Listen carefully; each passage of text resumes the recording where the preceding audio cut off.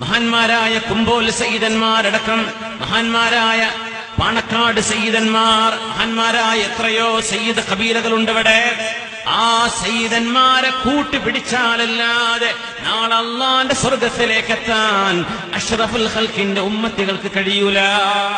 അല്ലാഹു ആ സയ്യിദന്മാരുടെ തണൽ ഈ ഉമ്മത്തിന് അല്ലാഹു കാലാകാലങ്ങളിൽ ഇട്ടുതരട്ടെ. ആമീൻ യാ റബ്ബൽ ആലമീൻ. അതുകൊണ്ട് സാന്ദർഭികമായി സൂചിപ്പിക്കുകയാണ്, പാണക്കാട് കുടുംബത്തോട് വൈരാഗ്യം വെച്ച് പുലർത്തുന്ന ആളുകൾ ഓർക്കുക. പാണക്കാട് കുടുംബത്തോട് വിദ്വേഷമുള്ള ആളുകൾ അറിയുക. മുസ്ലിമീങ്ങളായ ബഹുജനങ്ങളോടാണ് ഞാൻ പറയുന്നത്, മുസ്ലിമീങ്ങളായ ആളുകളോട്. പാണക്കാട് സയ്യിദന്മാർ 28ാം ഉപ്പാപ്പയായ അഷ്റഫുൽ ഖൽഖിലേക്ക് ചേരുന്ന കുടുംബമാണത്, അല്ലേ?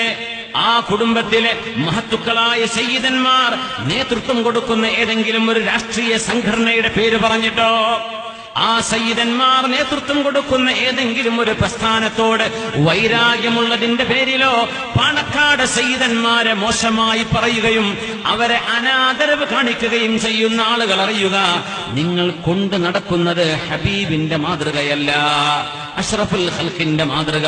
സയ്യിദന്മാരെ ബഹുമാനിക്കുവാനും ആദരിക്കുവാനും പഠിപ്പിക്കുന്ന മാതൃകയാണ്.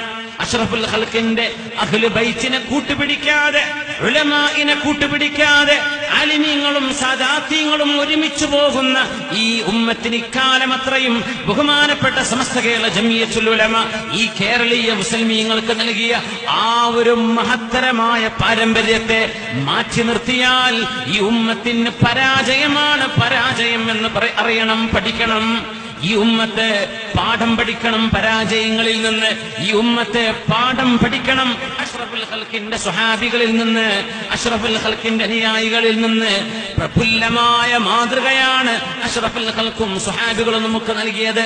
അല്ലാഹു യശസ്സാർന്ന ഒരു നേതൃത്വം, അഭിമാനമാർന്ന അസ്തിത്വം ഈ ഉമ്മത്തിന് അല്ലാഹു നമ്മുടെ കേരളത്തിൽ, ഭാരതത്തിലും ലോകത്ത് മുഴുക്കയും അല്ലാഹുവിന്റെ മഹ്മായ ഫദ്ൽ കൊണ്ട് നെഞ്ചെടുപ്പോടെ എണീറ്റ് നിൽക്കാൻ കഴിയുന്ന ഒരു ആർജവമുള്ള ഒരു സമുദായമായി ഈ ഉമ്മത്തിന് അല്ലാഹു മാറ്റിത്തരട്ടെ.